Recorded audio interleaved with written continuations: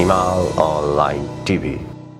पछिल्लो राष्ट्रिय अन्तर्राष्ट्रिय राजनीतिलाई सूक्ष्म ढङ्गबाट केलाउनको लागि राजनीतिक विश्लेषक तथा त्रिमूल नेपालका अध्यक्ष भरत दाहाल हुनुहुन्छ। दाइ, स्वागत छ यहाँलाई। हजुर, धन्यवाद। नेपालको राजनीतिमा अहिले नयाँ प्रकारका घटनाक्रमहरू विकसित हुँदै गइरहेका छन्। पुष्पकमल दाहाल प्रचण्डले अहिलेको राष्ट्रपति भन्दा त राजा नै ठिक भन्ने खालको भाषा बोले। त्यसैगरी प्रधानमन्त्री केपी शर्मा ओलीले नेपाललाई अस्थिरतामा राख्ने प्रबन्ध संविधानमा पहिल्यै घुसाइयो भन्ने खालको भाषा प्रयोग गरे। पछिल्लो समय सर्वोच्चले गरेको फैसला यी राजनीतिक घटनाक्रमले के सङ्केत गर्छ, यसलाई कसरी व्याख्या गर्न सकिन्छ? अब एउटा हामीले के बुझ्नु पर्यो भन्छ भने, अब जस्तो मैले त धेरै पहिलेदेखि भन्दै आएको छु, जस्तो कुनै पनि परिस्थिति अथवा चाहिँ एउटा समाजको विकास प्रक्रिया कतातिर अगाडि जान्छ, कुन दिशामा गएर टुङ्गिन्छ भन्ने कुरा कुनै व्यक्तिको मनोगत आकाङ्क्षामा निर्भर हुँदैन, हैन? जस्तो मैले चाहेर, तपाईले चाहेर वा कसैले चाहेर परिस्थिति त्यो दिशातिर जाँदैन। किन भन्छ भने समाजका तपाईको आफ्ना नियमहरू हुन्छन् जो हाम्रो मनका नियमबाट चल्दैनन्। अब अहिले तपाईको केपी ओलीले जो कुरो गरे अथवा प्रचण्डले जो कुरो गरे, मैले सधैँभरि भन्दै आएको एउटा कुरासँग मैले जोड्न चाहन्छु। नेपालको मात्रै होइन, अहिले विश्वकै ट्रेन्ड के हो भन्छ भने, जो यो अहिलेसम्म हामीले आधुनिकतावादको नाममा, हैन, जस्तो नेपालमा चाहिँ तपाईको प्रजातन्त्रको नाममा, संसदीय प्रणालीको नाममा, यसलाई विश्वव्यापी हेर्नुभयो भने भूमण्डलीकरणको नाममा, नवोदारवादको नाममा, बजार अर्थतन्त्रको नाममा हामीले जे झेल्यौँ नि, अब यसको चाहिँ तपाईको लगभग यसको चाहिँ पतनको चाहिँ तपाईको दिशा तीव्र रूपमा अगाडि बढेको छ। र यसले दुनियाँभरि जुन सङ्कट आयो नि, त्यो सङ्कटको एउटा चाहिँ प्रतिबिम्ब नेपालमा देखा परिरहेको छ। नेपालको सङ्कट यही हो, मैले बारम्बार भन्दै आएको हो। र यो अन्तर्राष्ट्रिय यो जो परिघटना छ, योभन्दा बाहिर नेपालको परिस्थिति छैन, पहिलो कुरा। र अर्को चाहिँ केपी ओली र पुष्पकमल दाहालको तपाईको यो जो अभिव्यक्ति हो नि, यसले के देखाइरहेछ भन्छ भने यिनीहरूले अब यो चाहिँ सबै अब चाहिँ अन्त्य भयो, माने यस्तो भुमरीमा उनीहरू फसे अहिले, हैन, यस्तो चक्रव्यूहमा तपाईहरुको फसे। अब त्यहाँबाट उम्कने चाहिँ तपाईको अवस्था उनीहरूको छैन, हैन? त्यो विकासको चाहिँ नियम त्यो हो अहिले, हैन? विकासको ट्रेन्ड त्यो हो, समाजको ट्रेन्ड त्यो हो। त्यसकारणले अब त्यो यति बलवान छ कि त्यो चक्रव्यूहबाट यिनी निस्किने बाहिर उपाय छैन। त्यसकारणले अब यिनीहरू सबैले सेफ ल्यान्डिङ खोजिरहेका छन्, हैन? जस्तो आफ्नो सुरक्षा खोजिरहेका छन्। जस्तो केपी ओलीको अभिव्यक्ति भन्नुस्, अब सत्य हो, उनले बोले सत्य हो, तर अहिले आएर भन्नु पर्यो, हैन? यही व्यवस्थाको प्रधानमन्त्री बने उनी, यसलाई टिकाउनुको निम्ति कसम खाए। तर अब अहिले के कुरो ओगल्नु पर्यो भन्छ भने संविधान नै चाहिँ देशलाई स्थिर हुन नदिने खालको छ भन्ने बोल्नु पर्यो। त्यो यथार्थ हो। किन संविधान कसरी बनाइएको छ भन्छ भने, पहिलो कुरो त संविधान नेपालीहरूको होइन, हैन?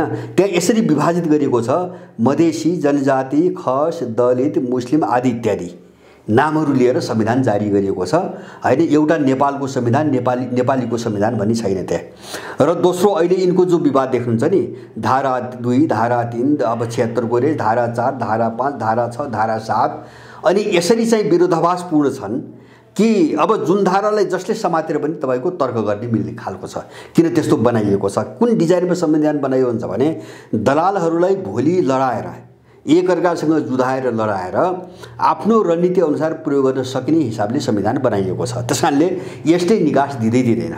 अहिले भएको समस्या त्यही हो, संविधानबाट निकास छैन।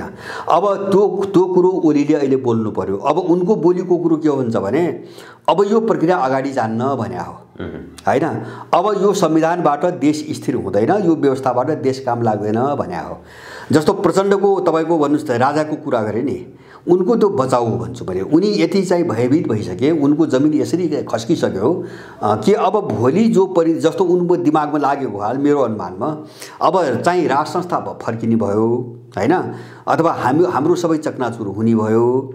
अब उनी त्यसमा विश्वस्त भइसकेपछि अब उनले एउटा बचाउ खोजिरहेछन्। जस्तो 1-2 वर्षदेखि बीचमा त्यो ज्ञानेन्द्र कहिले बिरामी भएको बेला, कहिले जन्मोत्सव भएको बेला त्यो बाबुरामको शुभकामना तपाईले सुन्नुहुन्छ, हैन? उनी एकपटक भेटेको कुरो पनि सुन्यो। त यिनीहरू अलिकति आफ्नो बचाउको निम्ति एउटा चाहिँ दलाली, हैन, अथवा चाहिँ एउटा सन्तुलन बनाउने कोसिसमा यिनीहरू लाग्दै आएका छन्। अब यसले पनि के देखाउँछ भन्छ भने अब विधिवत रूपमा घोषणा नभएको हो। यो व्यवस्था प्रणाली र संविधान विसर्जन भइसकेको छ, अन्त्य भइसकेको छ हैन। यसको वारिस छैन अहिले देशमा, कुनै पनि दल यसको वारिस छैन, यसको अन्त्य भइसकेको छ, यसको घोषणा गर्न मात्रै बाँकी छ। यो सबै अभिव्यक्ति हेर्दाखेरि मैले कस्तो बुझ्छु भन्छ भने अब मलाई लाग्छ केही महिनाको कुरा मात्रै हो हैन। अब वर्षको कुरा नगरौँ, केही महिनाको कुरा मात्रै हो। यो सबै चाहिँ अन्तिम रूपमा ढलेको दृश्य देखिन्छ। अब यो विश्वले नै त्यो देखाइरहेको छ, विश्वले नै देखाइरहेको, यहाँ मात्रै होइन। जस्तो विश्वको घटनाक्रम हेर्दाखेरि मैले त बारम्बार भनेको हैन, नेपालको घटनालाई चाहिँ अन्तर्राष्ट्रिय जगतबाट चाहिँ छुट्याएर नहेरौँ, बुझिँदैन। किन भन्छ भने नेपालको यो समस्या नै अन्तर्राष्ट्रिय शक्तिहरूको कारणले आएको हो। जस्तो नेपालको भूराजनीति खलबल्याएर नेपाललाई बर्बाद पारेर अस्थिर बनाएर यहाँभित्रबाट तिब्बत विभाजनको मिसन सञ्चालन गर्नको निम्ति यत्रा घटना भए हैन। मदन भण्डारी मारिए, वीरेन्द्रको चाहिँ वंश विनाश भयो, माओवादी युद्ध चाहिँ अगाडि बढाइयो, 12 बुँदे समझदारीदेखि लिएर अब अहिलेका मुद्दाहरू, यो सबै खेल त चाहिँ नेपालको भूराजनीतिलाई कसरी प्रयोग गर्ने भन्ने कुरासँग जोडिया छ। अब यहाँनिर मैले बुझेको र देखेको के हो भन्छ भने अहिले यिनीहरू किन यस्तो नाजुक भए त हैन। जस्तो केपी ओली किन त्यसो बोल्छन्, अब प्रचण्ड किन चाहिँ राजाको चाहिँ प्रशंसा गरी ठाउँमा पुग्छन् हैन, पुग्नु पर्यो, बाबुराम किन त्यहाँ जानु पर्यो भन्छ भने यो अन्तर्राष्ट्रिय जो ध्रुवीकरण जो लडाइँ भइरहेछ नि, यिनलाई पाल्ने साम्राज्यवादीहरू, यिनलाई यहाँसम्म ल्याउने साम्राज्यवादीहरू साह्रै नाजुक हालतमा पुगे, एकदमै कमजोर अवस्थामा पुगे। जस्तो म तपाईलाई 2-3टा उदाहरण दिन्छु। विश्वको चाहिँ तपाईको एउटा ध्रुवीकरण कस्तो भइसक्यो भन्छ भने अहिले चाहिँ अमेरिकाले मध्यपूर्वबाट आफ्नो सम्पूर्ण शक्ति निकाल्न सुरु गर्यो हैन। किन उसको निम्ति अब खतरा, च्यालेन्ज चाहिँ चुनौती अरू देशबाट आए। उसले 2टा रणनीति छ। अहिले चीनको वरिपरि उसले 4 लाख सेना जम्मा गर्यो हैन, इन्डो पेसिफिकको नाममा। एसिया प्रशान्त क्षेत्रमा उसले 4 लाख सेना जम्मा गरिसकेको तथ्याङ्क अस्ति रुसी मिडिया, एउटा सरकारी मिडियाबाट आयो, स्पुतनिक भन्ने पत्रिकाबाट त्यो समाचार बाहिर आयो। अब अनि चाहिँ रुसका वरिपरि सिङ्गो उसले नेटोको सेनाहरू जम्मा गर्दैछ हैन, जति सदस्य राष्ट्र छन् चारैतिरबाट घेर्दैछ। अनि अस्ति भर्खरै चाहिँ 2 दिन अगाडिको घटना हो, त्यो रुसलाई सायद तल्नुको निम्ति होला, ब्रिटिसको एउटा जङ्गी जहाज हैन, सामुद्रिक जहाज रुसी जलसीमालाई उल्लङ्घन गरेर त्यहाँभित्र पसेपछि रुसले चाहिँ बम हानेर चाहिँ तपाईको त्यहाँबाट लखेट्यो भने उसले चेतावनी के दियो भन्छ भने दोस्रो पटक यो गरिस् भने तमाथि सिधै चाहिँ ब्लास्ट हुन्छ हैन। र तिमीहरूले अप्रत्याशित रूपमा नसोचेको नतिजा बेहोर्नु पर्छ भनेर रुसले चाहिँ परराष्ट्र मन्त्रीबाट चाहिँ त्यो धम्की बाहिर आयो। माने मैले भन्न खोजेको यो दिशातिर चाहिँ विश्व गइसक्यो र कतिखेर चाहिँ तपाईको मुठभेड हुने हो भन्ने स्थिति छ। ऊ चाहिँ इरानमाथि चाहिँ तेस्रो पटक, अहिले अस्ति 3 दिन अगाडि तेस्रो पटक इरानको परमाणु ऊर्जा भट्टीमाथि तेस्रो पटक आक्रमणको असफल प्रयास भयो हैन।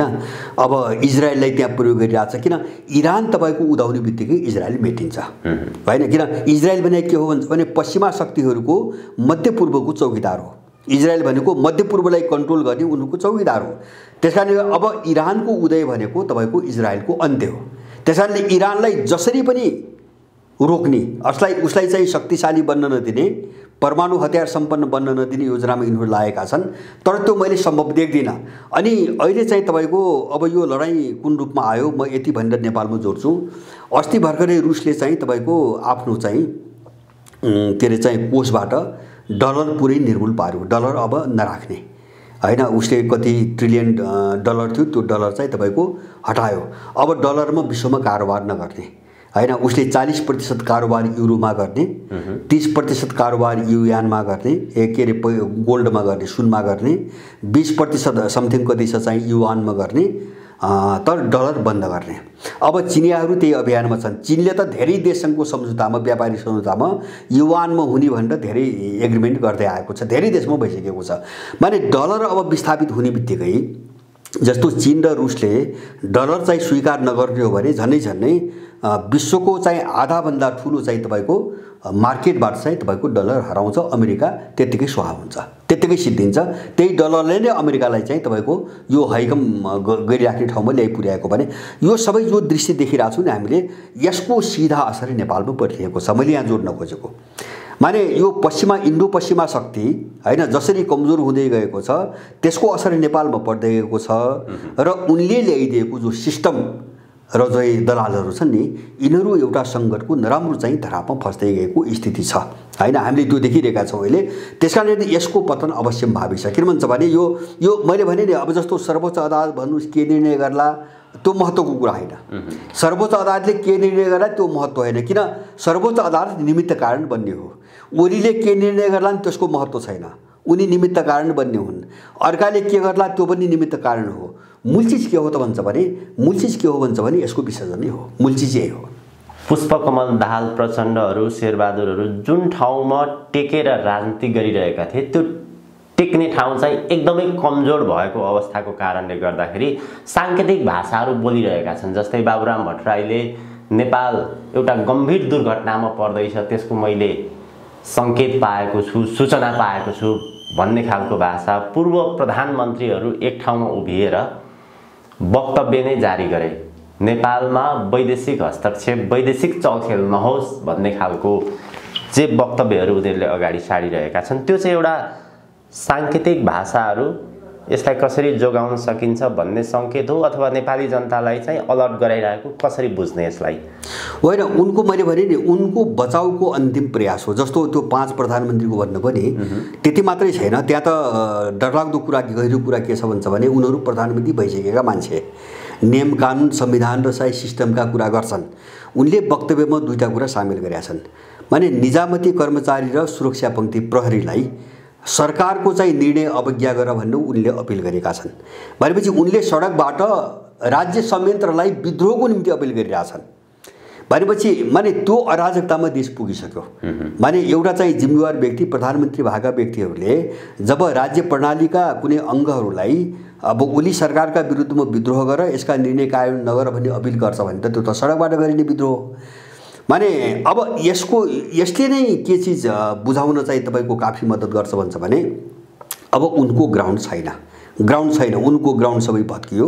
उनको मात्र होइन, जस्तो ओलीको पनि भत्कियो, उनीहरूको पनि तपाईँको भत्कियो। अब यो कस्तो हुन्छ भने एउटा भग्नावशेष भन्छ नि, बाई जस्तो भुइँचालो आयो भने जग सबै चाहिँ तपाईँको चरमराइसकेको हुन्छ, मक्किसकेको हुन्छ होइन, तर माथिको स्ट्रक्चर सबै त नढलिसकेका पनि हुनसक्छ। एउटा स्वरूप त बाहिर देखिएको हुनसक्छ तर त्यो चाहिँ टिक्दैन होइन। अब त्यो अवस्थामा यिनीहरू अहिले पुगेका छन्। त्यस कारणले यिनको प्रयास के हो भन्छ भने जस्तो मान्छेलाई चाहिँ भड्काउन कोसिस गरेर यो अस्तित्व थाम्ने कि होइन, अथवा चाहिँ तपाईँको अरू प्रक्रियाबाट अदालतको सहयोगमा चाहिँ तपाईँको जोगिने कि, अथवा अघि नै हामीले भन्यौँ नि अब ज्ञानेन्द्र उनको नजरमा राम्रो देखिन थाले होइन, अब भोलि अलिकति नरम देखा परेर चाहिँ आफ्नो बचाउको कोसिस गर्ने कि, अब यिनीहरूले हरेक खालका तरिका खोजिरहेका छन्। तर यो सम्भव कतैबाट पनि हुँदैन। उनीहरूले बोलेको भाषा देशमा संविधान गणतन्त्र समाप्त हुने अवस्थामा पुग्यो, वैदेशिक हस्तक्षेप बढ्यो, प्रधानमन्त्री केपी शर्मा ओली निरङ्कुशताको बाटोमा गए, विद्रोहमा आउनु पर्यो यो सम्पूर्ण उपलब्धि बचाउनको लागि भन्ने जे भाषा बोलेका छन् त्यो उनीहरूको आफ्नै भाषा हो कि अमेरिका लगायतको भाषा हो? त्यो उनीहरूले बोल्न लागेको भाषा होइन, त्यो त उनलाई जसले यहाँसम्म ल्यायो उसको भाषा हो, बोल्ने यिनी भए। अर्कोतिर उनले गणतन्त्र संविधान भन्छ नि, अब यो सङ्कटमा पर्यो भने त सङ्कटमा उनी पर्यो भनेको हामी पर्यौँ भनेको, किन यो त कुनै जनताको त होइन नि त, यो कुनै मूर्ख मान्छेले त यो जनताको निम्ति आएको हो त भन्दैन। यसले देशका विरुद्ध के गर्यो, यसले नेपालीका विरुद्ध के गर्यो होइन, यो त सबै ऐना चाहिँ छर्लङ्ग छ, सबै हामीले देखिरहेछौँ। भनेपछि जो गणतन्त्र भन्छन्, जो संघीयता भन्छन्, जो धर्मनिरपेक्षता भन्छन्, त्यो यिनको कुरा भयो। यिनको अस्तित्व जब यो छैन भने यिनको अस्तित्व पनि छैन, हामीले बुझ्यौँ त्यही हो होइन। यिनीहरूसँग जोडेर विदेशी ल्याएको कुरा हो। अब यो सिस्टम नरहेपछि त यिनले बोकेका मान्छेहरू पनि रहँदैनन्, सिस्टम रहने कुरै भएन। त्यस कारणले अब त्यसको बचाउको नाममा चाहिँ तपाईँको आफ्नो बचाउ कसरी गर्ने भन्ने कुरामा उनीहरू केन्द्रित छन् अहिले। त्यस कारणले तर मैले भने नि यो सम्भव छैन। अब किन भन्छ भने यो विकासको एउटा ट्रेन हो होइन, विकासको एउटा ट्रेन हो, त्यो ट्रेनलाई तपाईँ रोक्न सक्नुहुन्न होइन। त्यो ट्रेनलाई यो ग्लोबल ट्रेन हो, विश्वव्यापी ट्रेन हो, यहाँको मात्रै होइन। त्यसमा पनि फेरि नेपालको राजनीति कस्तो छ भन्छ भने नेपालमा जे भयो यो चाहिँ तपाईँको 50 सालदेखि यता यो सबै 100% विदेशी डिजाइन उनको योजनामा भएको र यिनी पात्रहरू ठ्याक्कै त्यो मिसनमा चाहिँ सत्तामा ल्याइएको हुनाले त्यो अन्तर्राष्ट्रिय शक्ति कमजोर हुने बित्तिकै यो सिधै कमजोर हुन्छ। समस्या यहाँबाट आइरहेछ, सिधै कमजोर हुन्छ। किन यसको त आफ्नो त जग्गै छैन, तपाईँको ग्राउन्ड नै छैन। जस्तो तपाईँ भन्नुहोस् न प्रचण्डको के ग्राउन्ड छ? प्रचण्डले चाहिँ तपाईँको नयाँ जनवाद भनेर चाहिँ गरिबका छोराछोरी मराएको हो प्रचण्ड बाबुरामले नयाँ जनवाद भनेर ल्यायो कहाँ? संसदीय प्रणालीमा ल्यायो होइन, संहितामा ल्यायो, धर्मनिरपेक्ष ल्यायो। यिनका चाहिँ नयाँ जनवादका यिनी एजेन्डै होइनन् होइन। जस्तो काङ्ग्रेस प्रजातान्त्रिक समाजवाद भन्थ्यो, काङ्ग्रेस कहाँ आयो, के मुद्दा बोकेर आयो? एमाले बहुदलीय जनवाद भन्थ्यो, उसले के मुद्दा बोक्यो? भनेपछि यिनी मुद्दा यिनका पनि नभएको स्थिति र यिनी मुद्दा जनता र देशका पनि नभएको स्थिति, यो ठ्याक्कै अरूले बोकाएर आएको। त्यसैले अब त्यो बोकाउने शक्ति नै चाहिँ खलबल्लेपछि होइन, विश्वभरि नै उसको शक्ति सन्तुलन खलबल्लेपछि अब यिनीहरू त सुरक्षित हुने त कुरा आउँदैन। त्यसैले समस्या यो हो र यिनको पतन अवश्यम्भावी छ, एउटा कुरा। र दोस्रो कुरो म केमा विश्वस्त छु भन्छ भने विश्वस्त छु र हामीले पनि त्यही ढङ्गले सोध्नुपर्छ। अब नेपालीहरूले हिजोको त्यो गल्ती दोहोऱ्याउने छैनन् होइन। जस्तो मानुस कुनै उथलपुथल होला, यिनको विनाश होला, केही समयपछि यिनको विसर्जन होला। अब त्यसपछि जस्तो अहिलेसम्म चल्दै आयो नि 7 सालमा होइन, सत्तामा गयो, दुनियाँभरिका अपराध गर्यो, देशद्रोह गर्यो, देश बेच्यो, भ्रष्टाचार गर्यो, लुट्यो, अरबपति भयो। अनि चाहिँ तपाईँको त्यसको सरकार ढल्यो, अर्को सरकार आयो, तर त्यो मान्छे सुरक्षित छ होइन। अनि अर्को आउँछ त्यस्तै गर्छ। अब त्यसपछि फेरि तेस्रोको सरकार आउँछ, त्यो मान्छे सुरक्षित छ। मलाई लाग्छ इतिहास अब यो ढङ्गले दोहोरिन्न। यिनीहरू नराम्रोसँग दण्डित हुन्छन्, हुनुपर्छ होइन। जसले देश लुटेर अरबपति भए, देशलाई कङ्गाल बनाएर 80 लाख नेपालीलाई बाहिर निकालेर जो मनपरी गरे, यिनी दण्डित हुन्छन् र देश विरुद्ध जो अपराध गरे त्यसको दण्ड यिनले भोग्नुपर्छ। यिनी जति चापलुसी गरे पनि अब यिनीहरू जोगिने सम्भावना मैले देख्दैन। र मलाई के लाग्छ भन्छ भने अब हामीले एउटा अपराधी कित्ता, यो पेशेवर अपराधीको कित्तालाई दण्डित गर्न सकेनौँ भने हामीले नैतिक समाज बनाउन पनि सक्दैनौँ। अनि मान्छेको मनोविज्ञान अहिले के छ भन्छ भने जसले जे गरे पनि चलिरहेको छ, ऊ सत्तैबाट जाने त हो, मन्त्रीबाट जाने त हो होइन। उसले लुटेको सम्पत्ति त केही पनि हुँदैन, उसले गरे अपराधमाथि कारबाही त कहिले पनि हुँदैन होइन। यो चिज अब दोहोरिँदैन मलाई लाग्छ। यिनले देश विरुद्ध जे अपराध गरे, यिनले यहाँका मान्छे विरुद्ध जे अपराध गरे, यिनले देशको जसरी लुट मचाएर चाहिँ तपाईँको आफ्नो सम्पत्ति जोडे नि, यो सबै दण्डको दायरामा आउँछ र नेपालीले एक गरी यिनीसँग बदला लिन्छ। यिनलाई ठुलो डर त्यो छ अहिले, यिनलाई सबभन्दा ठुलो डर त्यो हो। किन अबको उथलपुथल हिजोको हुँदैन, यिनले यो कुरो बुझेका छन्। किन भन्छ भने विश्व नै हिजोको कोर्सबाट चाहिँ ट्र्याकबाट बाहिर गएर चाहिँ ध्रुवीकरण भइरहेछ, विश्व नै बाहिरको ट्र्याकमा गइसक्यो भनेपछि अब हिजोको ट्र्याकबाट चाहिँ अब परिवर्तन हुँदैन, अबको परिवर्तनले ट्र्याक बदल्छ। यो सबै चिजको एउटा त्रास र आतंक उनीहरूको बिचमा फैलिएको छ, मैले बुझेको सार त्यति हो। परिवर्तनको कुरा गर्ने हो भने नेपालमा कस्तो खालको परिवर्तन, यो चाहिँ अन्तर्राष्ट्रिय शक्तिहरूको प्रभाव भूमिकाले विशेष अर्थ राख्दछ। अहिले सबैको चासोको विषय भनेको सर्वोच्चले कस्तो प्रकारको फैसला गर्ला, उसको भूमिका के रहला र परिवर्तनको साँचो नै सर्वोच्चमा छ भनेर भनिन्छ। उसले गरेको निर्णयले नेपालको परिवर्तन कुन बाटोतर्फ, कुन बिन्दुतर्फ प्रस्थान गर्ला भन्ने चासोको विषय आज पनि छ। पछिल्लो समय सर्वोच्चको कदम हेर्ने भने प्रधानमन्त्री केपी शर्मा ओलीले गरेका निर्णयहरू, केपी शर्मा ओलीको सरकारले गरेका निर्णयहरू एकपछि अर्को सर्वोच्चले अंकुश लगाउँदै आएको अवस्था छ।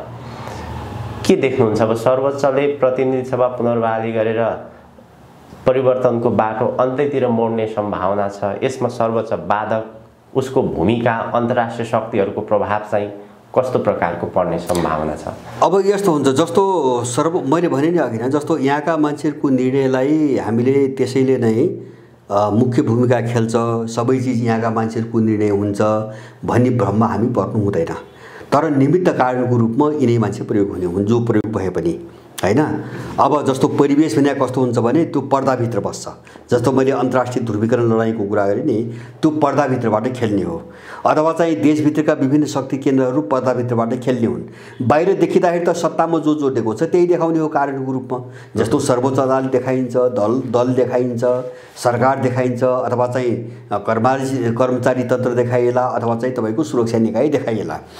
अब सर्वोच्चको अदालतको फैसला त तपाईँले भन्नुभयो भने मैले कस्तो बुझ्छु भन्छ भने सर्वोच्चले तीनटा जो अहिले निर्णय गर्यो यो चुरे उत्खननको विषयमा, गिट्टी बालुवा बेच्ने भनी जो ओली सरकारले निर्णय गर्यो त्यो निर्णय, त्यसपछि नागरिकताको विषयमा र अहिले सरकार विस्तारको विषयमा जो तीनटा निर्णय गर्यो, यो निर्णय संसदको पुनर्स्थापना हुँदैन भन्ने दिशामा भएको बुझ्छु मैले, मेरो बुझाइ। र त्यो केपीको विपक्षमा होइन पक्षमै बुझ्छु मेरो आफ्नो बुझाइमा हैन। अब किन मैले बुझ्छु भन्छ भने सर्वोच्च अदालतले के सङ्केत दिइरहेको छ भन्छ भने ओलीको सरकार चुनावी सरकार हो, चुनावी सरकारले चुनाव गराउने बाहेक अरू काम गर्न हुँदैन भनेर बोलिरहेको छु हैन। जस्तो चाहिँ चुरे उत्खनन रोक्यो, किन यो चुनावी सरकार हो, नीतिगत निर्णय गर्न पाइन्न हैन। जस्तो चाहिँ तपाईँको मधेस सरकार विस्तार गर्यो, चुनावी सरकार हो, सरकार विस्तार गर्न पाइन्न, प्रभाव पर्छ त्यसले। अथवा चाहिँ नागरिकता ऐन चाहिँ तपाईँको बनाए, चुनावी सरकारले गर्न पाइन्न भने यस ओलीको सरकारलाई चुनावी सरकार भनेर सर्वोच्च अदालतले त्यो मानसिक रूपमा स्वीकार गरिसकेपछि मलाई बाहिर लाग्ने के हो भन्छ भने संसदको पुनर्स्थापना हुँदैन। उसको निर्णयले त्यही देखाउँछ। संसदको अब देख्ने नबुझ्ने मान्छेलाई बाहिर ओलीको विरुद्धमा गरे जस्तो देखिन्छ, संसद पुनर्स्थापना अब गरिदिन्छ कि भन्ने जस्तो देखिएको छ हैन। तर यसको भित्रको स्वीकारोक्ति हेर्ने हो भने यसले संसदको विघटनलाई समर्थनै गरेर यो निर्णय गरेको देख्छु मैले। एउटा चिज एउटा हेर्ने, त्यसैले मैले संसदको पुनर्स्थापनाको सम्भावना देख्दिनँ एक, यो बाहिर रूपमा हेर्दा हैन, प्रक्रियामा हेर्दा। दोस्रो, मैले अघि नै भने यदि हामीले विश्वको समग्र घटनाक्रमसँग नेपालको यो सङ्कटलाई हेर्ने हो भने संसद पुनर्स्थापना भएर यिनको सत्ता सुचारू हुने कुनै पनि प्रकारको सम्भावना छैन। त्यो अन्त्य भयो हैन। जब विश्वभरि नै आधुनिकतावादको अन्त्य नै अब चाहिँ एउटा चाहिँ वेमा गइसक्यो, एउटा त्यो उत्कर्षको बिन्दुतिर गइसक्यो। मैले अघि नै भने नि अब शक्ति राष्ट्रहरूका बिचमा कतिखेर झडप हो भन्ने स्थिति आइसक्यो। किन त्यो लडाइँ त चीन र रुस र चाहिँ पश्चिमाहरूको मात्रै होइन, हामीले बुझ्नु हुँदैन।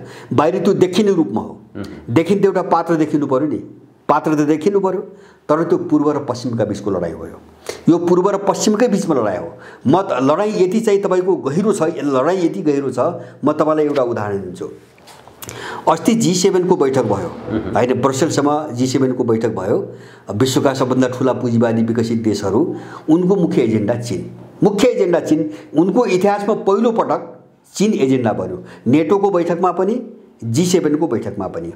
अनि अब चीनलाई काउन्टर गर्न अब पश्चिमाहरू कहाँ गए, कति रक्षात्मक भइसके भन्छ भने आफ्नो विकासको योजना अथवा चाहिँ अब आफ्नो उन्नतिको प्लानिङ के हो भन्ने उनको त्यो छलफल बन्द भयो। अब उनको एजेन्डा काउन्टर गर्ने विषयमा पर्यो, माने त्यो रक्षालाई कसरी रोक्ने माने रक्षाको मामिला उनको चाहिँ तपाईँको एजेन्डा बन्यो हैन। अनि उनले B3W भन्ने चाहिँ तपाईँको एउटा परियोजना पारित गरे हैन, चीनलाई BRI ले काउन्टरको रूपमा नै आउने भनेर आउने भनेर गरे। सुन्नुहोस् है, अब त्यो घटनापछि चीनमा एउटा कार्टुन बाहिर आयो, ग्लोबल टाइम्सले एउटा कार्टुन निकाल्यो।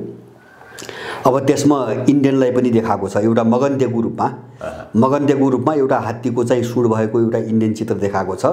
र अब त्यो चित्र केसँग तुलना गरिएको छ भन्छ भने जिसस क्राइस्टको त्यो अन्तिम भोज भन्ने एउटा चाहिँ कथा छ नि हैन। जिसस क्राइस्ट अन्तिम भोज, त्यहाँ जमघट अन्तिम हो, त्यसपछि उनी मारिए भन्ने कथा छ। अब त्यो अन्तिम भोजमा जो जमघट भयो र उनको त्यो भोज चाहिँ उनको जीवनको अन्तिम भोज भयो, अन्तिम जमघट भयो। अब त्योसँग तुलना गरिकन, ठ्याक्कै त्यही चित्रसँग तुलना गरिकन उनले G7 को समूहलाई एउटा सानो झुण्डको उपमा दिएर अब त्यही जिसस क्राइस्टको चाहिँ अन्तिम भोज हो यो भनेर चाहिँ उनीहरूले व्यङ्ग्य गरे। भनेपछि तिम्रो यो बैठक चाहिँ अब अन्तिम बैठक हो, G7 को नाममा अन्तिम बैठक हो, तिम्रो केही पनि लाग्दैन, तिम्रो हातबाट सबै बाहिर गइसकेको छ। माने उसले दुईतिर हान्यो। सुन्नुहोस् है, उसले दुईटा हान्यो, हामीले गइरो। पहिलो कुरो उसले पश्चिमी सभ्यतामाथि एट्याक गरेछ है। जिसस क्राइस्टको अन्तिम भोजसँग त्यो कार्टुनलाई तुलना गर्ने भनेको इसाई सभ्यतामाथि उसले एट्याक गर्यो। माने मैले बारम्बार भन्छु नि, 3 मोर्चामा लडाइँ छ अहिले। एउटा बजारको मोर्चा, अन्तर्राष्ट्रिय लडाइँ, एउटा राजनीतिक पोलिटिकल पावरको चाहिँ लडाइँको मोर्चा र एउटा सभ्यताको मोर्चा। अब पावर पनि चाहिँ पश्चिमबाट पूर्वतिर सिफ्ट गर्यो। जस्तो मैले भने नि, चीन ठुलो च्यालेन्ज भयो, उनको एजेन्डा बन्न थाल्यो। रुस चाहिँ ठुलो चुनौती भएर आयो। अब पोलिटिकल पावर चाहिँ जस्तो अमेरिका के गर्न नसक्ने स्थितिमा आयो, जस्तो इरानमा पनि सक्दैन, वहाँ पनि सक्दैन, भएका सबै सेना निकाल्दैछ। अब कता केन्द्रित गर्नु कतै पनि भ्याउँदैन। अनि पावर पनि सिफ्ट हुँदै आयो, इकोनोमी पनि सिफ्ट हुँदै आयो। यो दुईटा चिजले अब सिभिलाइजेसन, सभ्यता पनि चाहिँ सिफ्ट गर्छ। त्यसकारणले अब पश्चिमी सभ्यताको जो वर्चस्व थियो नि विश्वमा, यो वर्चस्व चाहिँ पश्चिमी सभ्यताले, पूर्वीय सभ्यताले लिने भयो। हैन। एउटा लडाइँको उनको मोर्चा त्यो हो र त्यसलाई सङ्केत चिनिया चाहिँ तपाईँको कार्टुनले गर्यो। माने यो दिशातिर जब दुनियाँ गइसकेको छ, अब कतिखेर विस्फोट मात्रै हुने, हामी यहाँ भनिरहेको छौँ नि, यिनको त जग त सबै भत्किसक्यो। यो कहाँनिर भङ्ग चाहिँ तपाईँको चाहिँ एउटा विस्फोट हुने हो भन्ने मात्रै पर्खेर बस्ने कुरा हो। विश्वको स्थिति पनि त्यही दिशातिर गएको छ। त्यस कारणले यो कुनै पनि चिज हेर्दाखेरि यिनी दलालहरू जो चाहिँ उनको मिसनमा प्रयोग भएर आए नि, यिनीहरू टिक्ने कुनै पनि सर्वोच्चले गर्देला, कसैको पक्षमै गर्देला, मानौ, तर पनि चल्दैन। किन? जग भत्क्यो। हामीले हेर्ने मुख्य जगै भत्किसकेपछि सर्वोच्चले जतातिर निर्णय गरे पनि हुँदैन बस्न सक्ने अवस्था छैन। सबै होइन, यो चाहिँ 2-4 दिन 2-4 महिना जस्तो एकछिन मानुष कल्पना गरौँ, संसद पुनर्स्थापना गरिदेला अरे, एउटा काल्पनिक कुरा। शेरबहादुरको सरकार बन्ला अरे, होइन, त्यो 3 महिनाभन्दा अगाडि जाँदैन, त्यो 4 महिनाभन्दा अगाडि जाँदैन। किन? त्यसको जगै छैन बाबा, होइन। जब उनीहरू स्वयं चाहिँ राज्यका विरुद्ध विद्रोह गर्ने चाहिँ अपिल गर्ने ठाउँमा आइपुगेका छन् भनेपछि त्यसले त केही पनि छैन भने त त्यसैले देखाइरहेछ नि। त्यस कारणले गर्दाखेरि यो चल्ने सम्भावना छैन। यसको अन्त्य भयो। यो विश्वव्यापी रूपमा पनि यो जुन थट र सिस्टम हो यो अवसानको दिशातिर गयो भनेपछि अब उनको नेपालभित्रको मिसन त टिक्ने कुरै हुँदैन, यो विसर्जनै हो। अब यसलाई रोक्न यो केही समयपछि देखिन्छ। अब नबुझ्ने मान्छेले बुझ्दैन। अब अहिले चाहिँ रूपमा बग्ने मान्छेले चाहिँ चोलेन्द्रले के गर्छन्, ओलीले के गर्छन्, प्रचण्ड शेरले के गर्छन् भन्ने हेर्ला नि, त्यो बेग्लै कुरा हो। तर मलाई लाग्छ यिनको निर्णय हेरेर चाहिँ हामी काम लाग्दैनौँ। यिनको निर्णय हेरिकन यो विकासको प्रक्रिया चाहिँ विश्व भू राजनीतिसँग जोडिएको विषय एकदम कुन शक्तिको उदय र कुन शक्तिको पतन त्यसले प्रभाव र अर्थ राख्ने गर्दछ। होइन, त्यो स्वाभाविक रूपमा किन राख्छ भन्छ भने नेपालको यो सङ्कट मात्रै होइन कि, मैले तपाईँ हेर्नुहोस्, तपाईँको शिक्षा, स्वास्थ्य, पोलिटिकल सिस्टमदेखि लिएर नवोदारवाद, बजार अर्थतन्त्र जे नेपालमा जे सुन्छौँ नि हामी, यो सबै पश्चिमा चिजसँग उनले दिएको चाहिँ तपाईँको दान हो, विरासत हो, होइन। सारा चिज उनीसँग जोडिएको छ, होइन। नवोदारवाद भन्छ नि नेपालमा अहिले, बजार अर्थतन्त्र, निजीकरण, बजार अर्थतन्त्र, नवोदारवाद, मानव अधिकार, प्रजातन्त्र, संसदीय प्रणाली जे भन्छन् सबै त उनको कुरो न हो। जब उनी नै सङ्कटमा फसियो भने उनको यो चल्छ कसरी? मैले त्यो बुझ्दैन क्या। जब त्यो सबै सङ्कटमा फसिसक्यो विश्वव्यापी रूपमा, अनि चाहिँ तपाईँको नेपालमा चल्छ कसरी? त्यस कारणले त्यो विश्वको सङ्कटबाट, त्यो ध्रुवीकरणबाट नेपाल अलग्गिनै सक्दैन। बरु पूर्व र पश्चिमको लडाइँ छ, यसभन्दा अगाडि पनि यहाँले लगभग संसार चाहिँ एउटा तेस्रो विश्वयुद्धको सङ्घारमा छ भनेर भन्दै आइरहनु भएको थियो। अहिले विश्वका शक्तिशाली राष्ट्र चीन र अमेरिका बीचको टकराव खुलेरै बाहिर देखा पर्न थाल्यो। चीनले विश्वको कुनै पनि देशहरूमा त्यहाँको परिवर्तन अब यो G7 का 7वटा मुलुकहरूले मात्र गर्न पाउँदैन। विश्वका कुनै पनि देश जनसङ्ख्याको हिसाबले थोरै होस्, भूगोलको हिसाबले सानो ठुला अथवा जे होस्, त्यो परिवर्तन चाहिँ ती 7वटा देशमा अब निर्भर हुँदैन भनेर उसले बोल्यो। लगत्तै G7 का राष्ट्रहरूले चाहिँ सम्मेलन गरेर चीन हाम्रो लागि एउटा ठुलो सुरक्षा चुनौती हुन सक्छ, यसलाई जसरी भए पनि रोक्नुपर्छ, यदि त्यो रोकिएन भने विश्व व्यवस्था नै धरापमा पर्छ भन्ने खालको जुन बाहिर टक्रावहरू आइरहेको अवस्था छ र चीनको BRI ले रोक्नको लागि उनीहरूले जुन B3W प्रोजेक्ट अगाडि सारेका छन्, यसले चाहिँ के अब यो एउटा विश्वका दुई शक्तिशाली राष्ट्र बीचको टक्रावले गर्दाखेरि तेस्रो विश्वयुद्धकै सङ्घारतिर जाने सम्भावना छ कि, अथवा यो दुईटा राष्ट्र बीचको टक्रावले कसरी यसको विसर्जन चाहिँ कसरी हुने सम्भावना छ? होइन, अब यस्तो छ, अब तेस्रो विश्वयुद्ध भन्नाले जस्तो जुन दुईटा हामीले युद्ध इतिहासमा पढ्यौँ नि, हामीले त्यही स्वरूपमा त कल्पना नगरौँ, स्वरूप कस्तो हुन्छ त्यो भोलि अब थाहा होला। तर चाहिँ एउटा ठुलो महायुद्ध हुन्छ। किन भन्छ भने एउटा नियम, मैले अघि नै भने नि, एउटा वस्तुगत नियम के हो, समाजको विकासको चाहिँ नियम के हो भन्ने कुरालाई हामीले हेर्ने हो भने हामीले विश्वव्यापी रूपमा जो ध्रुवीकरण भइरहेछ नि, यसलाई हामीले बुझ्ने के हो भन्छ भने यो अन्तिममा एउटा उत्कर्षमा पुग्छ, उत्कर्षको बिन्दुमा पुग्छ। उत्कर्षको बिन्दुमा पुगेपछि लडाइँ त कहाँ छ भन्छ भने संसारमा वर्चस्व कसको भन्ने लडाइँ भयो, होइन। अब कोही कसैको अधीनमा बस्न चाहने स्थिति छैन। जस्तो पश्चिमाहरूको चाहिँ तपाईँको वर्चस्व थियो, त्यसलाई चाहिँ रुस र चीनले चुनौती दिइसके, विश्वका थुप्रै देशले चुनौती दिइसके। अब यिनीहरूको वर्चस्वमा नेतृत्वमा उनीहरू बस्न मन्जुर छैनन्, किन उनले चाहिँ 400-500 वर्षदेखि आधुनिकतावादको नाममा दुनियाँ लुटेर आएका मान्छेहरू हुन् उनीहरू, पश्चिमाहरू। अब यसले चाहिँ तपाईँको वर्चस्वको लडाइँलाई एउटा टक्राउमा लग्छ। यो कसैले रोकिँदैन, यो रोक्न सकिने कुरा पनि होइन। एउटा चिज हामीले त्यसैले युद्ध हुन्छ, मेरो आफ्नो बुझाइमा युद्ध हुन्छ। अब दोस्रो चाहिँ तपाईँको युद्ध कस्तो होला त भन्ने कुरा आउँछ। जस्तो तपाईँले भन्नुभयो नि, पश्चिमी मूल्य मान्यता र उनको जस्तो सभ्यतादेखि लिएर अर्थतन्त्र, राजनीति सबै क्षेत्रका मूल्य मान्यताहरू जोगाउनुपर्छ भन्ने कुरामा पश्चिमा शक्तिहरू एक ठाउँमा छ। न्यारेटिभको मामिलामा पश्चिमा शक्तिहरू एक छ, शास्त्रीय बहसको मामिलामा। तर सबै कुरामा चाहिँ पश्चिमा शक्तिहरूमा एकरूपता आउँदैन, मलाई त्यो विश्वास छैन। किन भन्छ भने हिजो इतिहासमा दुईटा विशुद्धमा उनीहरू एकअर्का विरुद्ध लडेका देशहरू छन्। सुन्नुहोस् है, त्यो इतिहास अब विरुद्ध हुन्छ। जस्तो जर्मनी दुई पटक चाहिँ विशुद्धमा चाहिँ ध्वस्त पारेको देश हो, दुईटै विशुद्धमा, होइन। अब जस्तो अहिले पनि भर्खरै मैले समाचार हेरेँ, अस्ति G7 को बैठकमा चीनको BRI को विरुद्धमा B3W परियोजना अगाडि बढाउने कुरामा सहमति उनका बीचमा भयो। तर जर्मनी, फ्रान्स लगायत, स्पेन लगायत देश, इटालीहरूले त्यहाँ के कुरो विरोध गरे त भन्छ भने यसको अर्थ चीनसँग सबै व्यापारिक सम्बन्ध तोड्नुपर्छ भन्ने पक्षमा हामी छैनौँ भने, होइन। उनीहरू त्यो पक्षमा छैनन्। एक त्यो अस्ति G7 को बैठकमा पनि भने। र हिजो मात्रै एउटा चाहिँ बडो चाखलाग्दो समाचार बाहिर आछ। अस्ति चाहिँ मैले अघि नै भने रुसले बेलायतको जङ्गी जहाजमाथि, होइन, बम हानेपछि र त्यहाँबाट भगाएपछि हिजो चाहिँ जर्मन चान्सलर र फ्रान्सको राष्ट्रपतिले रुससँग सम्बन्ध सुधारको निम्ति वार्ताको प्रस्ताव राखे हिजो।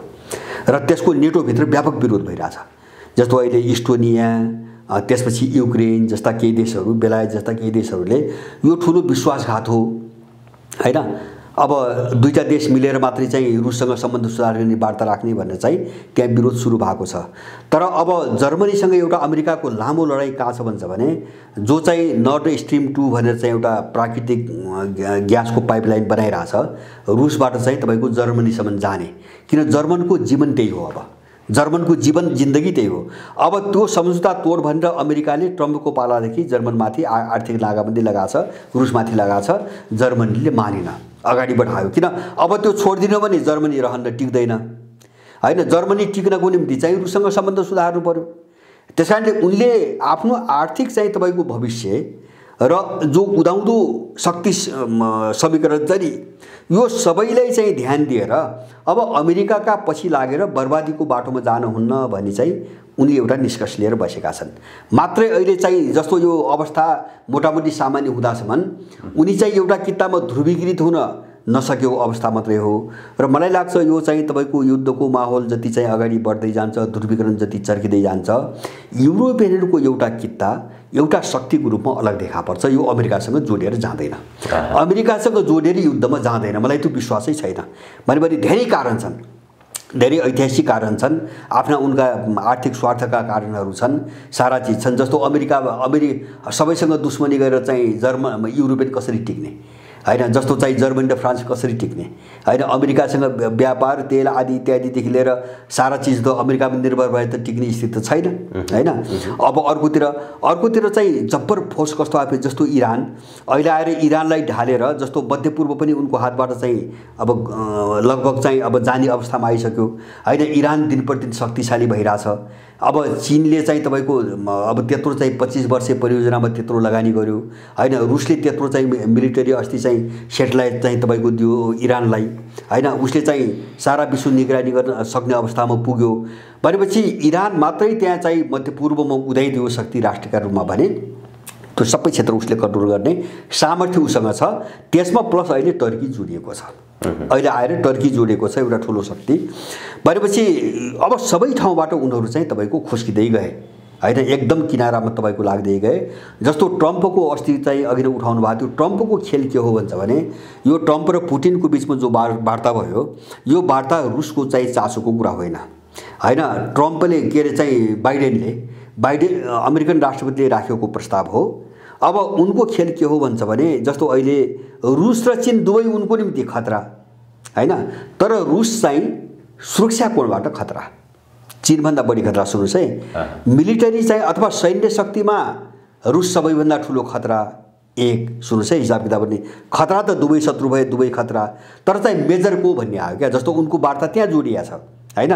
पुटिनसँग वार्ताको प्रस्ताव त्यहाँ जोडिया छ। मेजर खतरा के भन्दाखेरि जस्तो रुस चाहिँ सैन्य रूपमा मात्रै खतरा भयो, अर्थतन्त्र त छैन, कमजोर छ हैन। अर्थतन्त्र त साह्रै तल छ। त्यसकारणले रुस चाहिँ आर्थिक प्रतिस्पर्धी बन्न सक्दैन हैन। उसको मिलिटरी सैन्य कोणबाट मात्रै रुस खतरा हो। त्यसैले रुसलाई इन्गेज गरेर, रुसलाई वार्तामा अथवा चाहिँ सम्बन्ध सुधारको नाममा इन्गेज गरेर चीनसँग अलिकति दूरी बढाउने र चीनलाई एक्ल्याएर हान्ने। किन चीन दोहोरो खतरा भयो, दोहोरो अहिले तेह्रो खतरा भयो।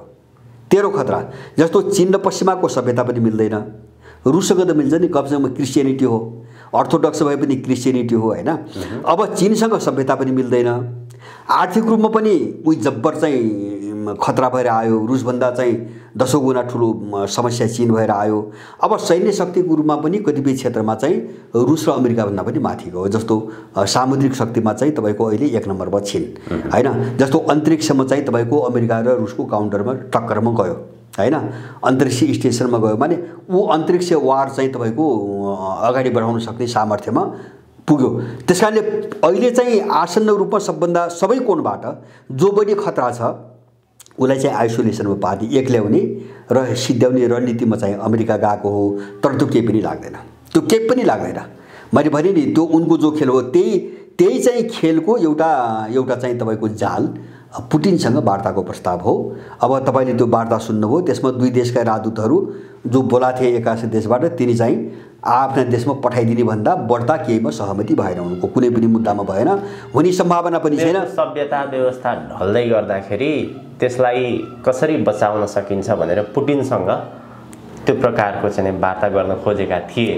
तर त्यसमा रुसी राष्ट्रपति पुटिन सहमत भएन, त्यहाँ केही पनि सङ्केत आएन खास होइन, आउँदैन। जस्तो रुस भनेको के हो भन्छ भने पहिलो कुरो हामीले हेर्नुपर्ने, जस्तो अब त्यही क्रिस्चियनिटी भन्छ नि, त्यो पनि धेरै फरक छ। उनीहरू रुसको क्रिस्चियनिटी अर्थोडक्स हो, यो क्याथोलिक र प्रोटेस्टेन्टहरूभन्दा धेरै फरक छ। एउटा कुरा होइन, त्यो रुस र चाहिँ पूर्वी युरोपमा मात्रै छ, धेरै देशमा छैन त्यो। दोस्रो कुरो ऐतिहासिक कोणबाट हेर्दाखेरि रुस बाँकी युरोपभन्दा एकदमै पृथक इतिहास भएको हैन, जातीय रूपमा, सांस्कृतिक रूपमा, ऐतिहासिक रूपमा एकदमै पृथक इतिहास भएको, जो हामी युरोप, पश्चिमी युरोप भन्ने बुझ्छौँ नि, उनीसँग कहिले पनि कुनै त्यस्तो खालको निकट सम्बन्ध नभएको देश हो। उसको आफ्नै पृष्ठभूमि छ हैन। अब तेस्रो चाहिँ रुसीहरूको एउटा विशेषता के हो भन्छ भने उनको साइकोलोजी, मनोविज्ञान, कल्चर। रुसी जाति संसारको सबैभन्दा लडाकु जातिमा पर्छ, सबैभन्दा लडाकु जातिमा पर्छ र यो चाहिँ इतिहासको लामो कालखण्डमा विश्वको एउटा ठुलो साम्राज्य हो। जस्तो जार साम्राज्य थियो नि रुसमा, जार साम्राज्य थियो नि, त्यो रुसी चाहिँ तपाईँको साम्राज्य मात्रै थिएन कि त्यो विश्वको ठुलो साम्राज्य थियो 100 वर्षसम्म। त अब यो सबै कारणले गर्दाखेरि त्यो पश्चिमाहरूको निम्ति त्यो जहिले पनि चुनौती छ। त्यो इतिहासकालदेखि नै रुस एउटा चुनौतीको विषय छ। र उनलाई के लागेको थियो भन्छ भने त्यो सबै जग छ। मैले भने जस्तो 1991 मा जस्तो सोभियत सङ्घलाई भताभुङ्ग पारे हैन, हिजोको सोभियत सङ्घ चाहिँ 15 टुक्रामा विभाजित भयो। अब केही देशहरूलाई नेटोले आफूले हाले, रुसलाई घेरे। रुसलाई त समाप्तै पार्न खोज्या हुन्, रुसलाई उठ्नै नदेखि समाप्त पार्न खोज्या हुन् उनीहरूले हैन। जस्तो त्यही रुसभित्र 15 टुक्रामा विभाजन गरेर उनलाई पुगेन, उनले चेचेन्यामा विद्रोह गराए, मुस्लिम विद्रोह गराए हैन। वर्षौंसम्म चेचेन्यामा त्यत्रो युद्ध भयो, लाखौं मान्छेहरू मारिए, तर सकेन, रुस सम्हाल्यो एकदम छोटो समयमा, अझ बलियो भएर आयो, अझ बलियो भएर। किन त्यसको जग थियो क्या, मैले भन्नु हो, मैले त्यहाँ जोड्न खोजेको। किन रुस चाहिँ ठुलो आकार मात्रै होइन, उसको आफ्नो मौलिक छ, जस्तो उसको आफ्नो सभ्यता छ, उसको आफ्नो जातीय चाहिँ मनोविज्ञान छ, कल्चर छ, उसको आफ्नो साम्राज्यको इतिहास छ हैन। त्यो पश्चिमीहरूसँग कहीँ पनि मिल्दैन। हो त्यो जो जग बलियो थियो नि, त्यसले चाहिँ पुटिन जस्तो मान्छे पाउने बित्तिकै तुरन्तै आफूलाई चाहिँ तपाईँको सम्हाल्न सक्यो। र अहिले माने हिजोको जो सोभियत सङ्घ भन्थ्यो नि, त्यो सोभियत सङ्घभन्दा ठुलो खतरा भएर चाहिँ रुस छोटो समयमा आयो। मात्रै 20 वर्षको अवधिमा पुटिनको कार्यकालपछि यो समयमा आयो। अब यो सबै चिज उनले बुझेका छन्। त्यसकारणले गर्दाखेरि त्यो रुसलाई कहिले भोलि एट्याक भयो भने उनले के बुझेका छन् भन्छ भने रसियनहरूमा जुन लडाकु स्वभाव छ नि, त्यो चिनियाहरूमा छैन। त्यो त उनलाई थाहा छ नि। मैले एकछिन कल्पना गरोस्, म अनुमान गर्छु दक्षिण चीन सागरमा यिनीहरूले अमेरिकनले जे गरिरहेछन् नि, त्यो रसियन चाहिँ तपाईँको जलसमुद्रको वरिपरि गएर यस्तै गरून्, उसले तुरुन्तै उडाइन्छ। जस्तो अस्ति भर्खरै बम हान्यो, ब्रिटिस जङ्गी जहाजलाई बम हान्यो, त्यस्तै गरून् रुसले तुरुन्तै उडाइन्छ। तर त्यही काम चिनियाहरूबाट हुँदैन, भइरहेको छैन। त्यो त सबै हेरेका छन्। त्यसकारणले अहिले चाहिँ युद्धबाट बस्ने हो, यो चाहिँ कोभाजनबाट बस्ने हो भने रुसलाई जसरी पनि न्युट्रलाइज गर्नुपर्छ हैन। अब रुसलाई न्युट्रल बनाउन सक्यो भने चिनियाहरू युद्धमा आउँदैनन् भन्ने छ। हजुर, वा आए पनि चाहिँ उनीहरू सक्दैनन् भन्ने छ। किन यहाँ त बाँकी जम्मै जस्तो सिङ्गो नेटोका देशहरू चीनको विरुद्धमा चाहिँ जसरी सजिलै जुट्न सक्छन् नि, रुसका विषयमा त्यो सम्भव छैन। रुसका विरुद्धमा हामी नेपालको राजनीतितिर फर्कौँ। पश्चिमी सभ्यता ढल्दै गर्दाखेरि, विस्थापित हुँदै गर्दाखेरि नेपालमा स्थापित हुने कुरा चाहिँ के त भन्ने सवालमा राज संस्थाका कुराहरू उठिरहेका छन्। यो बीचमा धेरै प्रकारका अनुमानहरू, मितिहरू तोकिए। नेपालमा दसैँ पछाडि नै अथवा छठ पछाडि नै, तिहार पछाडि नै राज संस्था स्थापित भइहाल्छ भन्ने खालका मितिहरू तय गरिरहँदाखेरि वास्तवमा ती मितिहरू चाहिँ फेल खाँदै खाँदै खाँदै यो अवस्थामा आइपुगेको छ। अब पछिल्लो समय स्थापितको कुरा गर्दाखेरि पूर्व राजा ज्ञानेन्द्र शाहको असार 23 गतेको जन्म अवसरलाई केन्द्रमा राखेर त्यस्ता खालका सङ्केतहरू, परिवर्तनको मिति भन्ने खालका कुराहरू आइरहेका छन्। यो राज संस्था स्थापित हुने कुरा के हो?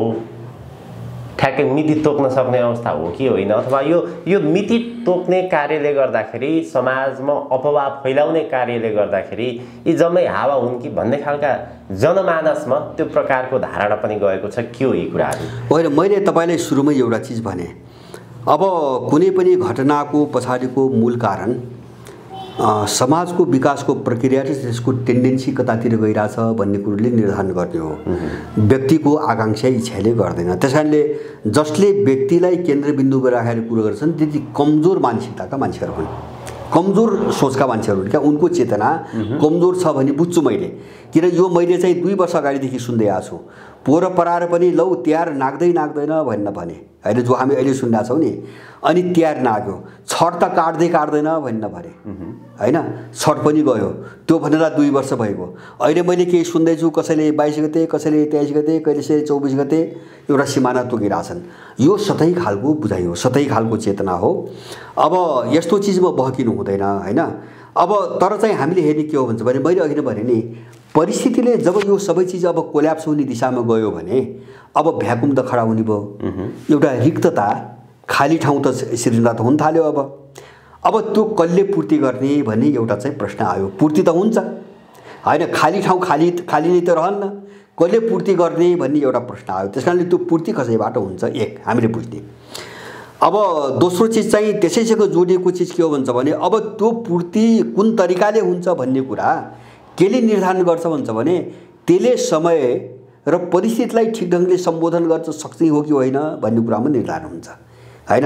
जस्तो अहिले चाहिँ अब मानौ अब समय एकातिर गइरहेछ, परिस्थिति एकातिर छ, मान्छेको चाहिँ आकाङ्क्षा एकातिर छ, अनि चाहिँ खाली ठाउँ त भर्ने, अनि सबै जो हामीले देखिरहेछौँ नि दलहरू मात्रै विस्थापित हुने, बाँकी नेपाल यस्तै रहने हो भने त्यो जो आउँछ नि अर्को, त्यो 6 महिना पनि चल्दैन, त्यो आफै ध्वस्तै भएर जान्छ। किन त्यसको पनि जग छैन। जब यथास्थितिमा यिनको जग छैन भने त्यही जगमा टेकेर आउने अर्काको पनि जग हुँदैन होइन, त्यो पनि सिद्धिन्छ। त्यसैले यहाँ 2टा कुरामा सोच्नुपर्छ। मेरो भनाइ 2टा कुरामा छ। हामी नेपालको यति बेलाको सङ्कटलाई हेर्दा हामी कुनै पात्रलाई, व्यक्तिलाई केन्द्रबिन्दुमा राखेर बहस गर्ने गल्ती नगरौँ। एक, किन हामीलाई एउटा विषयगत रूपमा समाधान चाहिएको छ। जस्तो हामी भन्छौँ नि, हाम्रो देशलाई कसरी हेर्ने, कसरी बुझ्ने, हाम्रो राज्य प्रणाली कस्तो बनाउने, हाम्रो विकास कसरी अगाडि बढाउने आदि इत्यादि होइन। हामीलाई विषयगत रूपमा एउटा चाहिँ चिन्तनमा, सोचमा, विचारमा यो समस्याको समाधान दिनुपर्ने अवस्था छ। अब त्यसलाई केन्द्रबिन्दुमा राखेर कस्तो खालको पात्र फिट हुन्छ भन्ने त्यसपछिको दोस्रो बहस हो है। अब यो दोस्रो बहसमा जाँदाखेरि मेरो एउटै कुरा छ। मेरो कुरा के छ भन्छ भने, जस्तो नेपाली समाजको जग, यहाँको परम्परा, यहाँका मान्छेहरूको चेतना, यहाँको सामाजिक सम्बन्ध र यहाँको पोलिटिकल कल्चर, विशेष गरी यो दलालहरूको पोलिटिकल कल्चर 2007 साल यताको यो तथाकथित प्रजातन्त्रको जो एउटा कल्चर हो नि, यो सबै हेर्दाखेरि अब यहाँ चाहिँ तपाईँको गणतन्त्र नामको कुनै पनि त्यस्तो प्रणाली टेक्ने, विकास हुने र त्यो देश र जनताको पक्षमा जाने कुनै पनि जमिन चाहिँ तयार भएको मैले देखिनँ। मेरो आफ्नो विवेकले देखिन। किन भन्छ भने कुनै पनि चिजको एउटा सोसल ग्राउन्ड भन्छ, सामाजिक जग हुनुपर्छ। हेर्नुहोस् है, अहिले समस्या त्यहाँबाट आइरहेछ होइन, सामाजिक जग हुनुपर्छ होइन।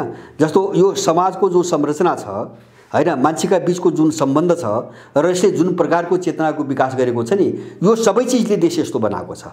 यहाँ पार्टीको मात्रै कुरा गरेर हुँदैन होइन, एउटा समाज पनि हेर्नुपर्छ, दल पनि हेर्नुपर्छ, विश्व परिवेश पनि हेर्नुपर्छ होइन। सबै चिजको प्रतिकूलताले चाहिँ नेपाललाई यस्तो बनाएको हो। त्यस कारणले पहिलो कुरो मैले चाहिँ अब त्यो एउटा गणतान्त्रिक सोच हुन्छ नि, त्यस्तो खालको कुनै चाहिँ सामाजिक आधार अथवा चाहिँ त्यस्तो कल्चरको विकास नेपालमा हुँदै नभएको एउटा स्थिति म देख्छु, एउटा नम्बर 1।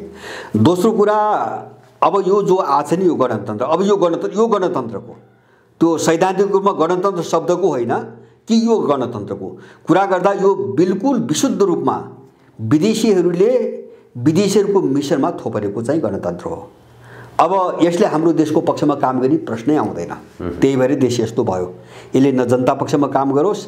अब यो के हो भन्छ भने गणतन्त्रको नाममा अरू विदेशी दलालहरूलाई राजा बनाउने तन्त्र हो यो। जस्तो राजाभन्दा बढ्ता महाराजा भएर बसेका छन् नि अहिले होइन, यिनका शान शौकत हेर्दाखेरि होइन, राजाको त यस्तो कल्पनै गर्न सकेन्न। अब मलाई लाग्छ भोलि आयो भने पनि यस्तो कल्पना गर्न सकेन्न। त्यस कारणले गर्दाखेरि यो गणतन्त्र देशको पक्षमा छैन। मैले दुईवटा कुरा भने, एउटा चाहिँ हाम्रो चाहिँ कल्चरली होइन, त्यो पनि सामाजिक कल्चर अथवा पोलिटिकल कल्चरमा त्यो चिज विकास हुन नसकेको स्थिति देखियो। दोस्रो कुरा, यो जो आएको छ यो सबै बाहिरको मिसनमा आयो, नम्बर 2।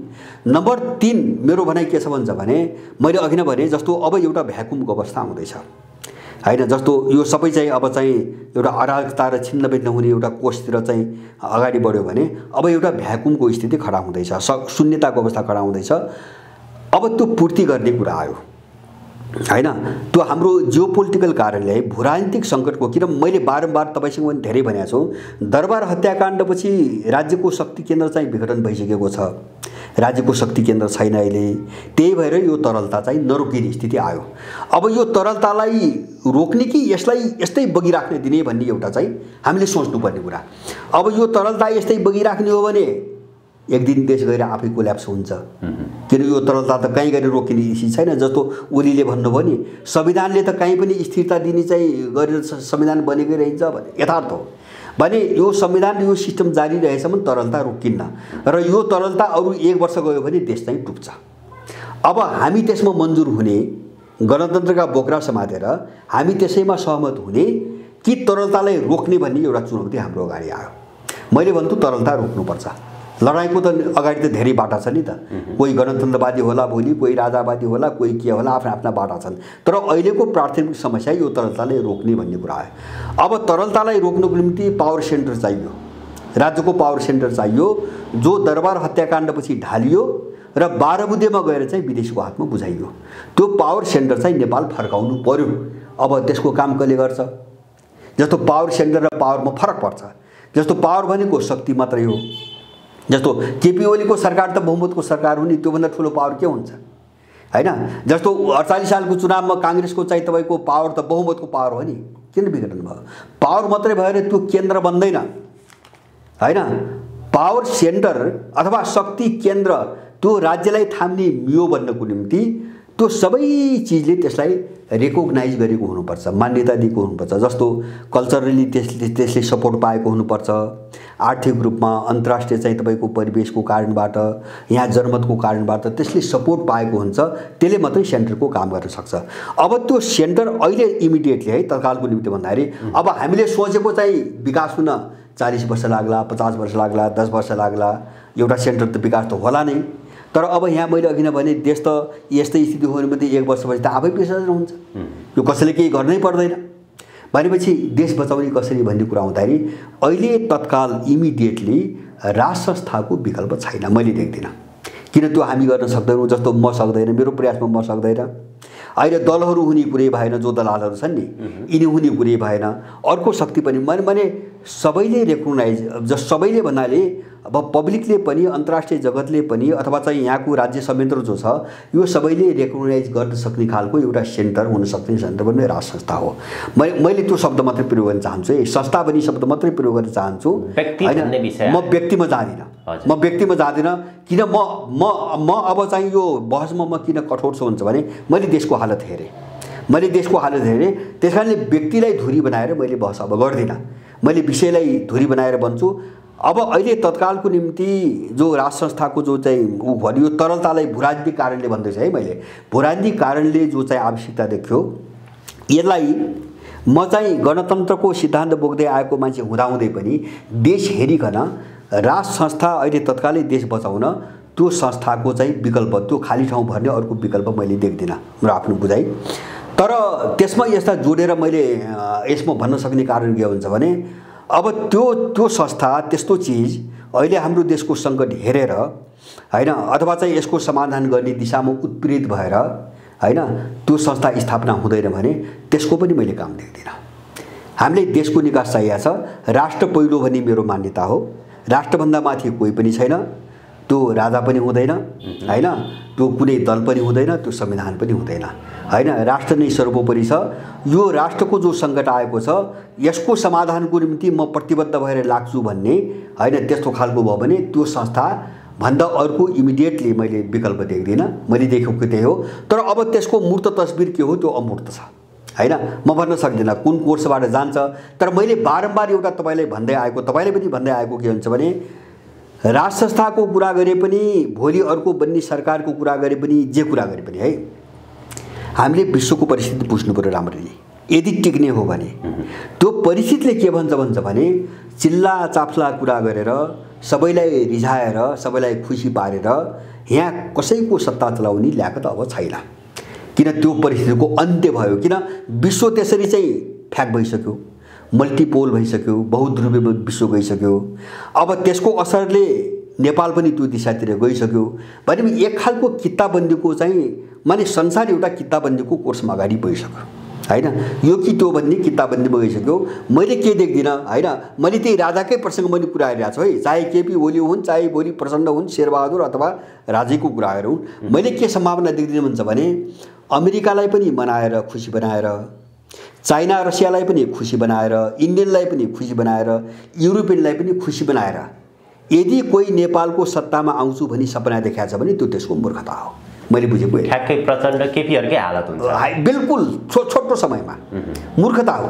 किन भन्छ भने उनकै इन्ट्रेस्टको लडाईँको कारणले देश यस्तो भयो हैन। अब उनी सबैलाई मनाउने हाम्रो एजेन्डा के हुन्छ नेपालमा, जबकि उनले बनाएका हुन् देश यस्तो।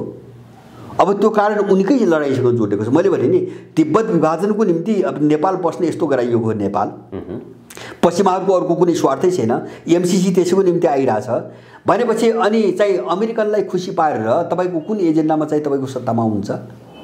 यदि चाहिँ तपाईको अब उनलाई चाहिँ चीन विरुद्ध गतिविधि गर्न नदिने हो भने उसलाई कुन पोइन्टमा कुन विषयमा तपाईँ सहमत गराए सत्तामा आउनुहुन्छ, असम्भव कुरा हैन, यो सम्भव छैन। त्यसैले मैले भने नि हामीले सकेसम्म हाम्रो देश भन्ने हो, हाम्रो मौलिकता समातेर, हाम्रो आफ्नोपन समातेर, हाम्रो आवश्यकता के हो, हाम्रो इतिहास सभ्यता, मैले अघि नै भने यहाँको सामाजिक सम्बन्ध, सामाजिक मनोविज्ञान, यहाँका स्रोत साधन र यहाँको जनशक्ति, हामीसँग भएको पुँजी, हाम्रो क्षमता, सबै चिज हेरेर हामी कसरी जाने भन्ने चाहिँ हाम्रो अडानमा बस्ने हो।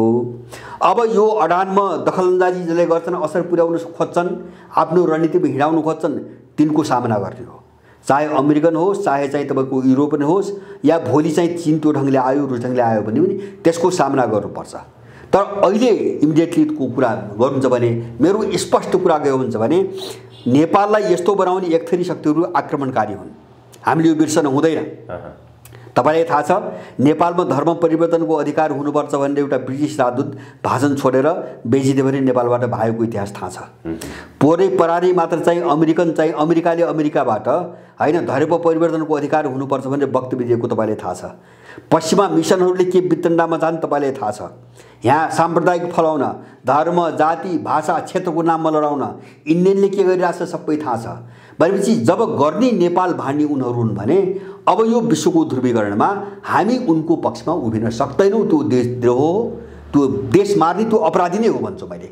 यदि चाहिँ तपाईँको यो ध्रुवीकरणलाई विचारको चाहिँ खोलमा सजाएर अथवा चाहिँ डेमोक्रेसी भर्सेस चाहिँ अटोक्रेसीको चाहिँ तपाईँको नाटक देखाएर पाखण्ड देखाएर यदि कसैले पश्चिमा इन्डो पश्चिमा कित्तामा नेपाल उभिने कुरा गर्छ भने त्यो देशको शत्रु हो हैन, त्यो अपराधी हो भन्ने बुझेर हामी त्यसका विरुद्धमा लड्नुपर्छ। अब यो अहिलेसम्म कि त यिनीहरू यहाँबाट निस्केर जानु पर्यो, होइन नेपाललाई यस्तै बनाउन राख्ने यस्तै काम गर्छन् भने यसको विरुद्धमा विश्व अर्को ध्रुवमा जो उभिरहेको छ नि, यसले सिनो र सेन ध्रुव जो छ नि रुसियन चाइनिजहरूको वरिपरि, हामी यसको सहयोग लिएर यससँग सम्बन्ध बढाएर हाम्रो देशबाट यो आक्रमणकारीहरूलाई चाहिँ निकाल्ने बाटोमै हामी जानुपर्छ। हाम्रो निम्ति अर्को चारा छैन, हामी एक्लै सक्दैनौँ। दुईवटा, एउटा शक्तिको कारणले सक्दैनौँ, अर्को नेपालको जे सङ्कट हो नि त्यो प्रकृति विश्वको होल परिस्थितिसँग जोडिएको हुनाले यो नेपालको कुनै स्वतन्त्र परिघटना होइन।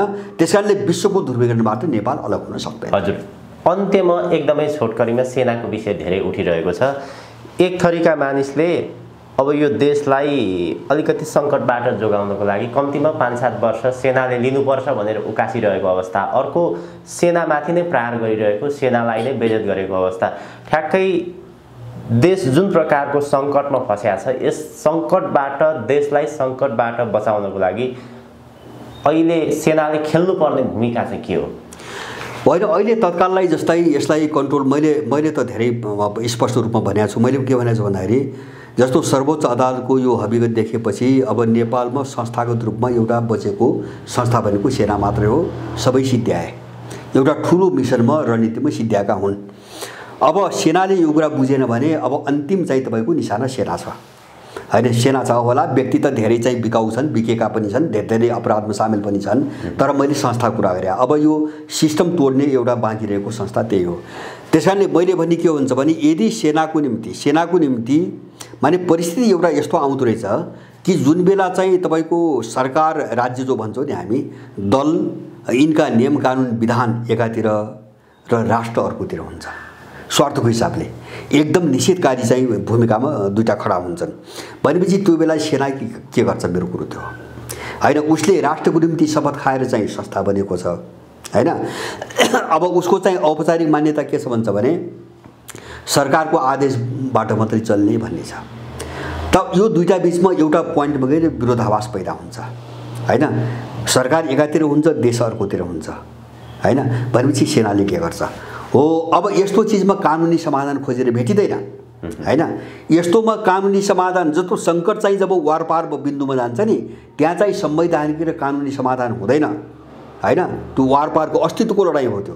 त्यस कारणले सेना देशको पक्षमा उभिएर राष्ट्रको पक्षमा उभिएर हात हाल्नुपर्छ। मेरो स्पष्ट कुरो त्यही हो, सेनाले हात हाल्नुपर्छ, त्यसको निम्ति पहल गर्नुपर्छ। र दोस्रो तपाईँले एउटा प्रसङ्ग तपाईँको उठाउनु भयो, चुनाव त नेपालमा त मैले देख्छु चुनावको आवश्यकता छैन। नेपालको कसरी विकास गर्ने, नेपालीहरूको भलाइ कसरी गर्ने भनेर चाहिँ हामीले कमसेकम 5-7 वर्ष 10 वर्ष जति एउटा खुट्टामा देश नपुग्दासम्म चुनाव गर्ने र यो वितण्डामा जाने भनेको देशलाई भाड्ने कुरा मात्रै हो। किन भन्छ भने यो कुनै परिवेश हाम्रो देशमा छैन, सबै देख्यो होइन। बोल्न दिए त भयो नि, तपाईँले बोल्न नरोकेर भयो, त्यसको निम्ति चुनाव हुनुपर्छ होइन। प्रजातन्त्र भनेको वाक स्वतन्त्रता भनेको दल खोलेर भोट थाप्ने, भोट माग्ने कुरा हो होइन। त्यो त मान्छेको राइटको कुरा हो। मान्छेले गरी खान पाउँछ, विकास गर्न पाउँछ, आफ्नो उन्नति गर्न पाउँछ, देशमा आउन पाउँछ, आफूलाई लागेको कुरा भन्न पाउँछ भने त किन दल चाहियो? त्यही हो नि प्रजातन्त्र। तर अब यो दलीय वितण्डाको नाममा चाहिँ देश भाड्ने बाटोमा जान हुँदैन। यो सेनाले पनि बुझ्नुपर्छ, अरू सबैले पनि बुझ्नुपर्छ।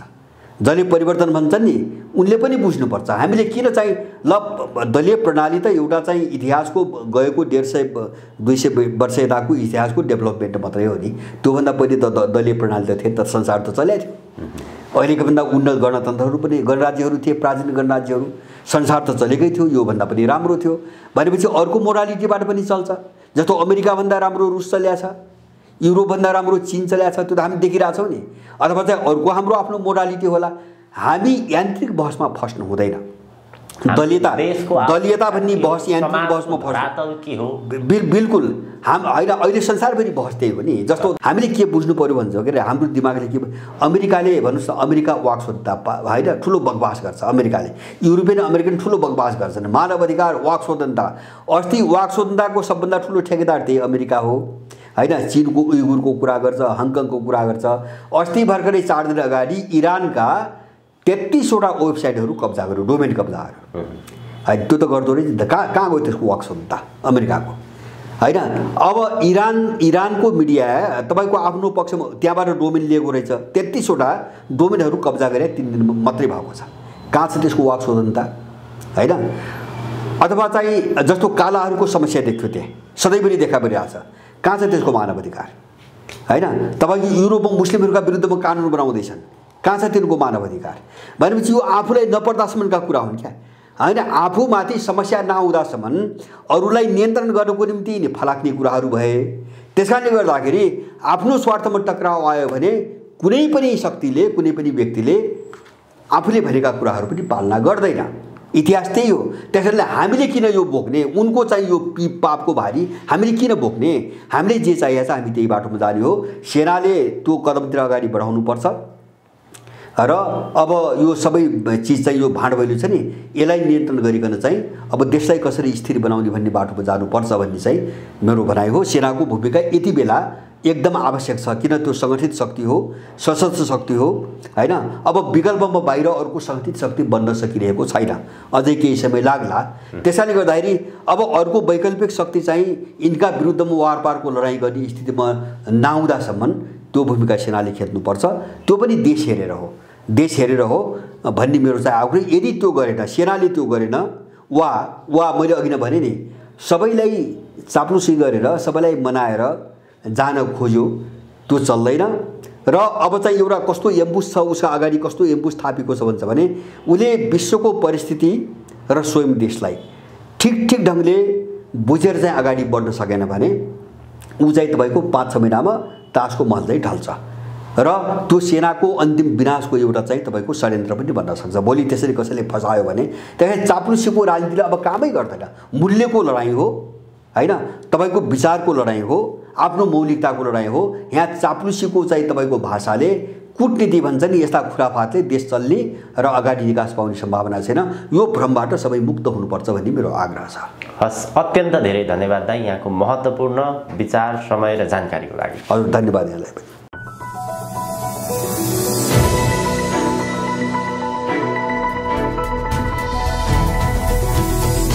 हिमाल अनलाइन टिभी।